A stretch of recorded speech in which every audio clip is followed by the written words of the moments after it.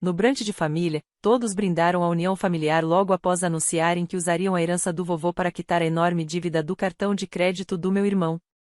Mantive uma expressão neutra enquanto ele se inclinava e sussurrava: "Você provavelmente não tem muito mais a oferecer." Mexi meu café com calma e respondi: "Se você diz." Eles falavam animadamente sobre reformar a casa dele com o que sobrasse, e eu, silenciosamente, abri o aplicativo do banco. O fundo fiduciário que abri em meu nome, há 11 semanas, já estava completamente bloqueado. "Se você diz", repeti baixinho, girando a colher no mesmo café frio que eu nem planejava beber, enquanto o som de brindes e risos preenchia a mesa. A união da família, brindou meu pai, levantando a taça de mimosa como se significasse alguma coisa. Todos riram. Meu irmão sorriu. Minha mãe enxugou discretamente os cantos dos olhos. Gostei de vê-la comovida pelo momento. Unidade? Claro. Se por unidade entende-se anunciar bem diante de mim que usariam a herança do vovô para pagar os $82.000 da dívida do Alex. Tinham me dito que a herança seria dividida igualmente. Mas não reclamei. Não discuti. Nem pisquei. Já aprendi que, na minha família, silêncio é frequentemente interpretado como concordância. E, às vezes, isso é útil. Alex voltou a se inclinar em minha direção, abaixando a voz o suficiente para parecer sutil. "Você provavelmente não tem muito mais para dar, né?" O sorriso dele era doce de um jeito venenoso. Não levantei os olhos. Só continuei mexendo o café, já morno. "Se você diz", falei. Ele hesitou. Só por um segundo. Sabia o que eu queria dizer. Ou pelo menos desconfiava. Enquanto voltavam a discutir ideias para reformar o apartamento dele com o que restava do dinheiro do vovô, peguei meu celular debaixo da mesa. O fundo que criei em outro estado, em meu nome, estava seguro. Intocado. Bloqueado. Eles não teriam acesso a um centavo, não importa quantas histórias a mãe inventasse sobre o novo começo do Alex. A verdade?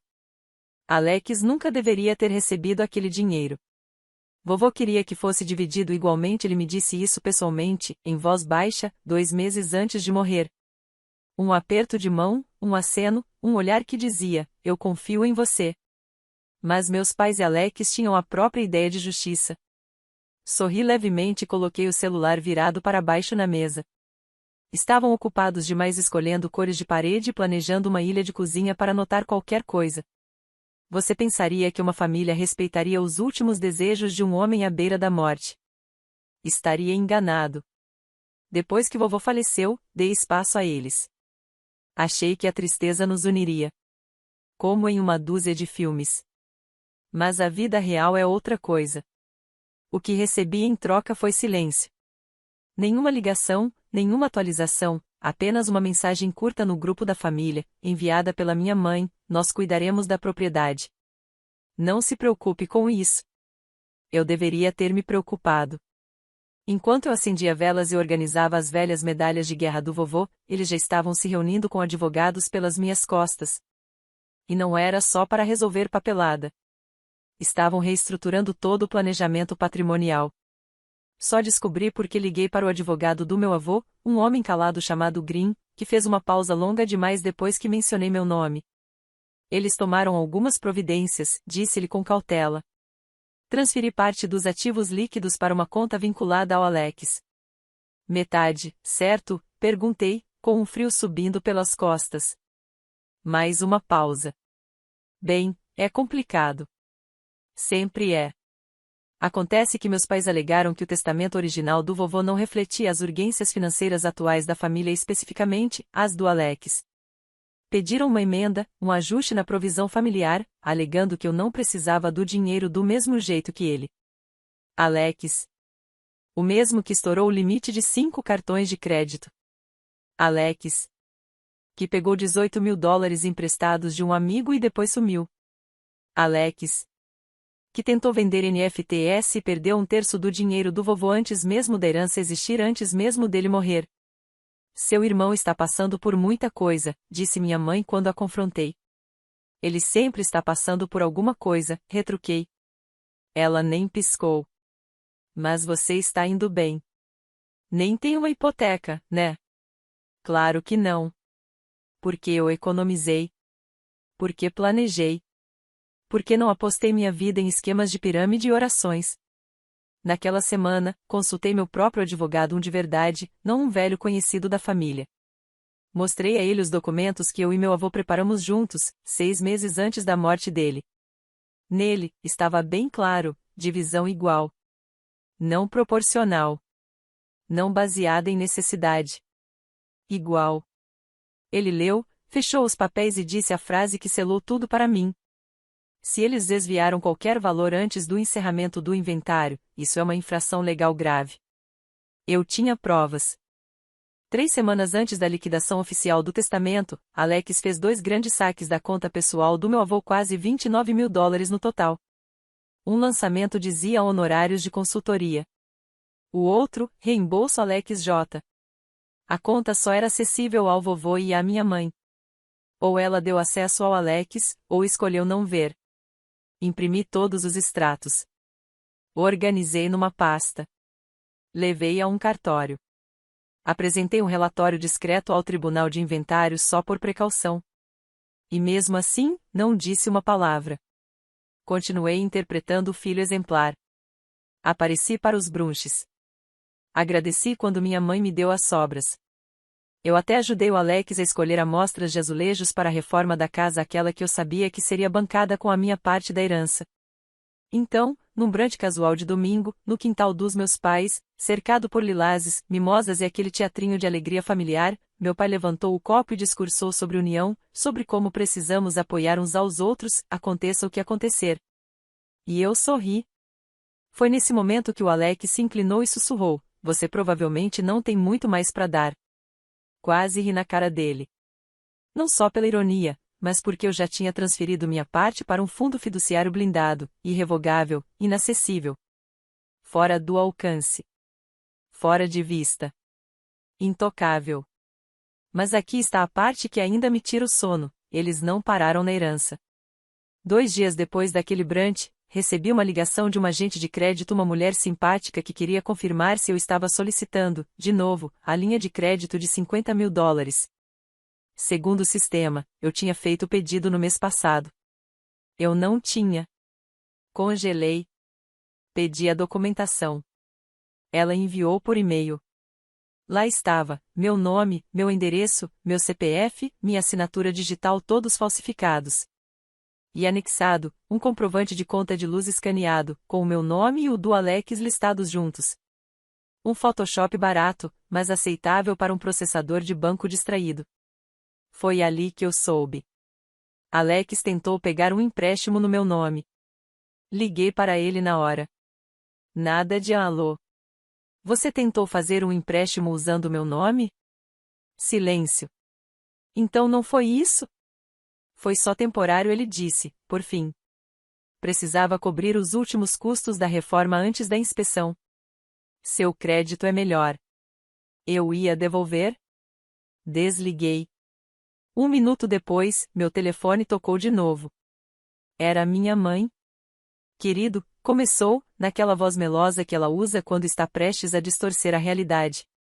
O Alex me contou o que aconteceu. Eu sei que parece ruim, mas ele estava desesperado. Você sabe o quanto ele anda estressado. Ele não quis te prejudicar. Você sabia. Não foi ideia minha, mas eu deixei acontecer. Silêncio.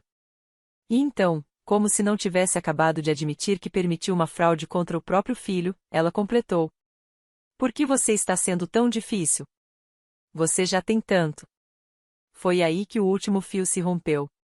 Porque ela tinha razão. Eu tinha. Não só economias, não só documentos. Eu tinha poder. E estava pronto para usá-lo. 3 semanas depois, entrei na sala de jantar como se fosse só mais um figurante na encenação deles. Alex me convidou para um jantar comemorativo. Tinham finalmente terminado a reforma da casa com o que restou da herança do vovô. Mamãe insistiu em fazer seu famoso assado. Papai já estava na ponta da mesa, com sua taça de vinho tinto, posando como um velho senador romano. A mesa brilhava. A bancada nova de granito reluzia atrás deles. Alex ostentava um novo corte de cabelo e o mesmo olhar presunçoso de sempre, aquele que ele usava quando achava que tinha vencido. Sentei-me, tranquilo, em silêncio. Esperei até a sobremesa. Essa torta de chocolate está incrível, eu disse, empurrando o prato para longe. Quase compensa a infração grave que você cometeu. A sala congelou. O garfo da minha mãe caiu no prato com um som seco. Alex piscou, confuso. Meu pai parou no meio do movimento de levar a taça de vinho à boca. O que você acabou de dizer? Ele perguntou, com a voz baixa.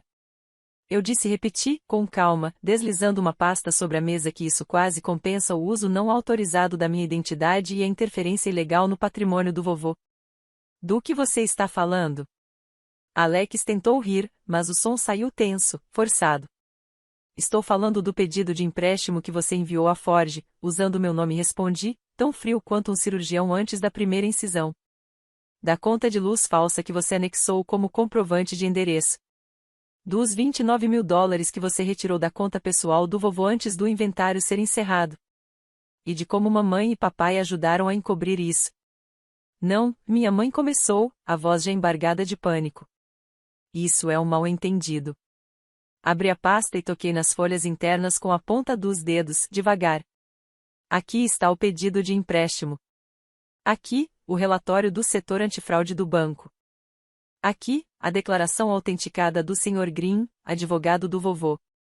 E aqui estendi uma folha solta, a resposta por escrito do juiz de espólio, confirmando que as alterações feitas no testamento foram ilegais. Alex empalideceu. Gotas de suor começaram a se formar em sua testa. Meu pai pousou a taça devagar, como se o vinho tivesse virado chumbo. Eu poderia ir à polícia, continuei. Você estaria respondendo por fraude de identidade, falsificação de documentos, uso indevido de fundos patrimoniais e crime eletrônico.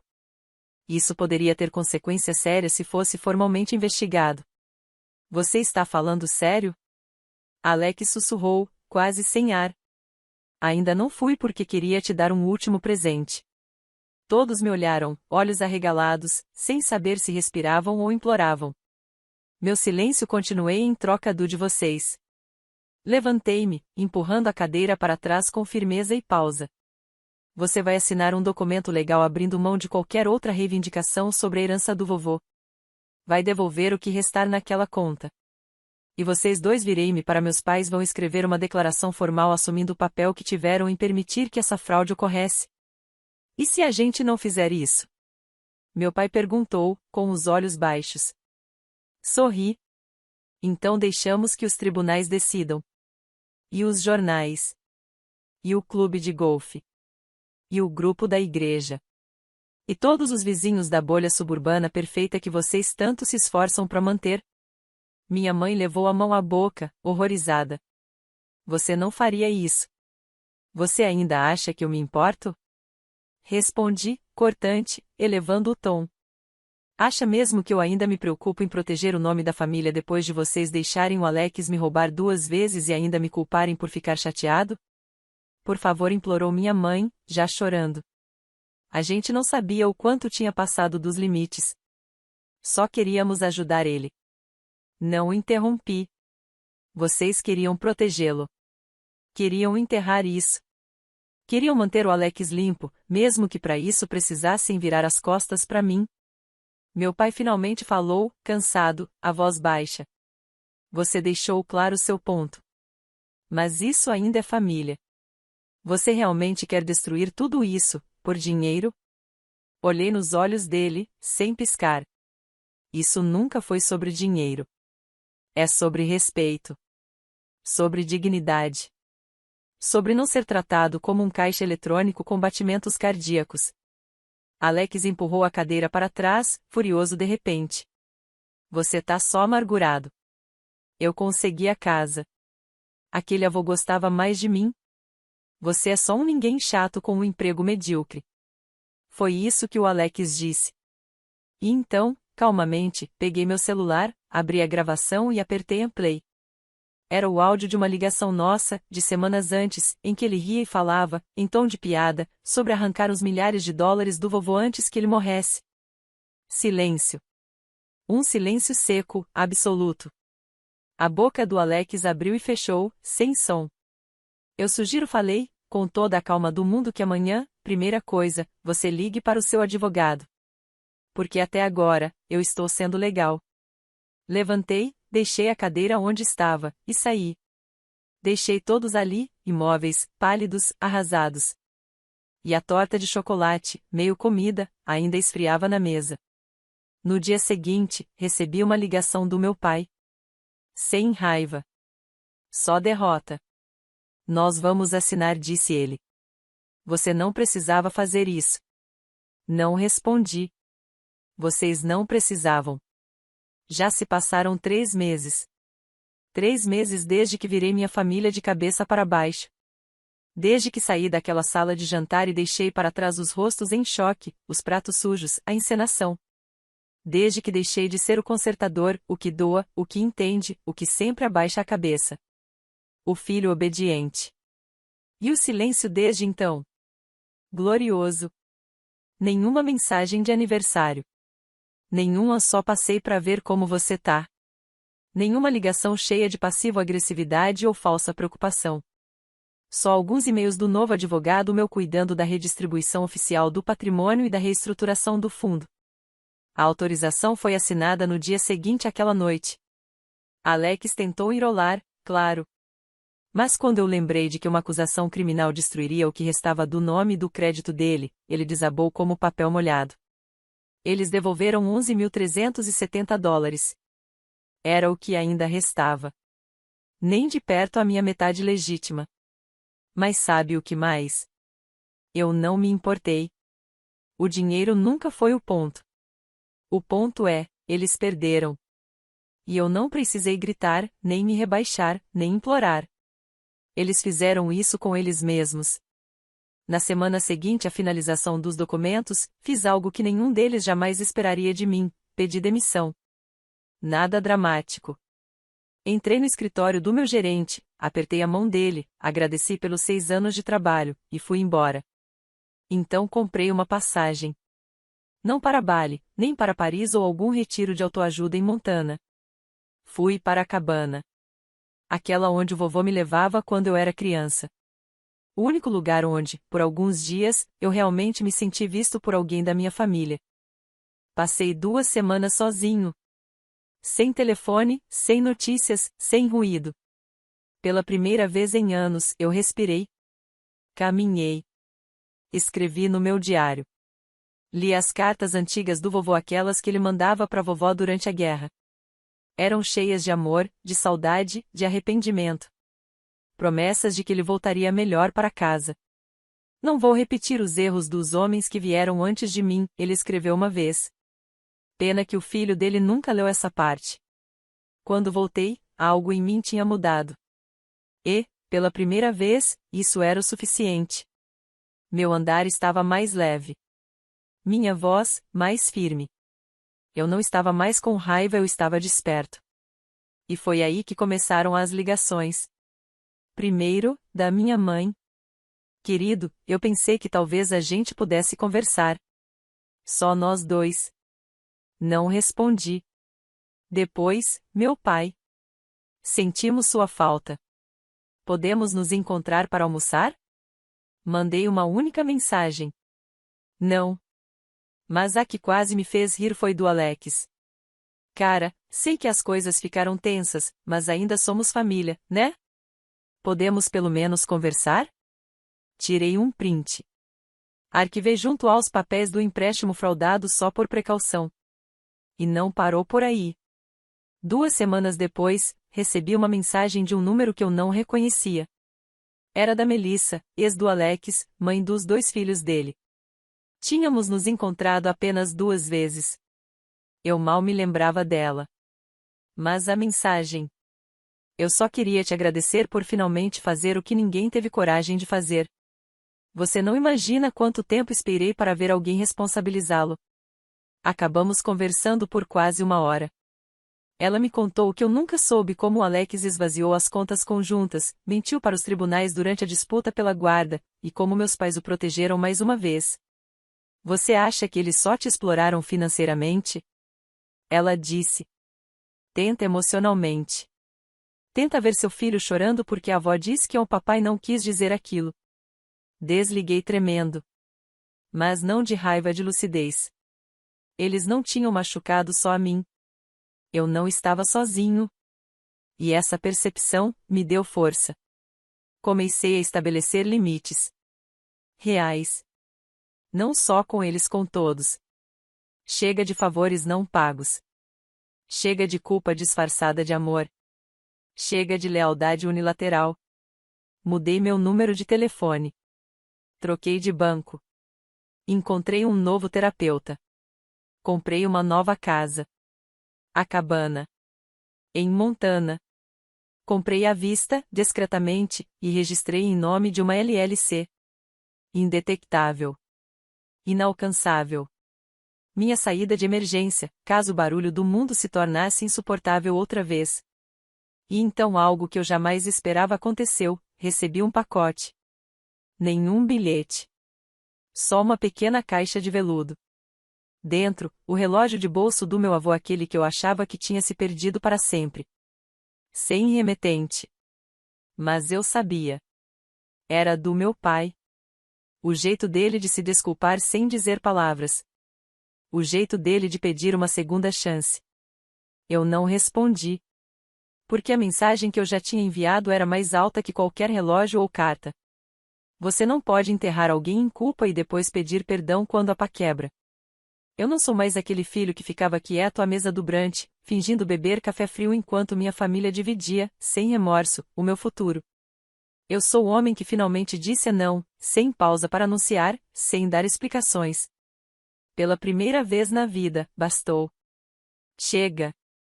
Dizem que toda família tem seus segredos, a minha nunca se incomodou em esconder os deles. Eles os exibiam como troféus, como desculpas ensaiadas para traições, como justificativas para exploração, como se fossem permissões silenciosas para me usar como um caixa eletrônico com nome de filho.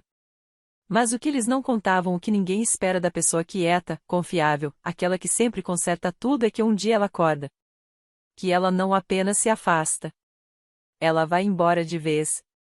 E não olha para trás. Porque aqui está a verdade. A traição final não foi o Alex falsificando meu nome. Nem foram meus pais redirecionando o dinheiro do vovô. Nem o empréstimo fraudado com a conta de serviço falsa. A traição final foi perceber que eles nunca me amaram pelo que eu era, mas apenas pelo que eu oferecia. E essa constatação me destruiu mais profundamente do que qualquer golpe financeiro. Porque passei anos me esforçando. Dando o meu melhor. Acreditando que, um dia, eles me veriam. Um dia, reconheceriam. Um dia, parariam de tomar e diriam apenas: você importa. Esse dia nunca chegou. Então eu fiz por mim. Já se passaram 6 meses.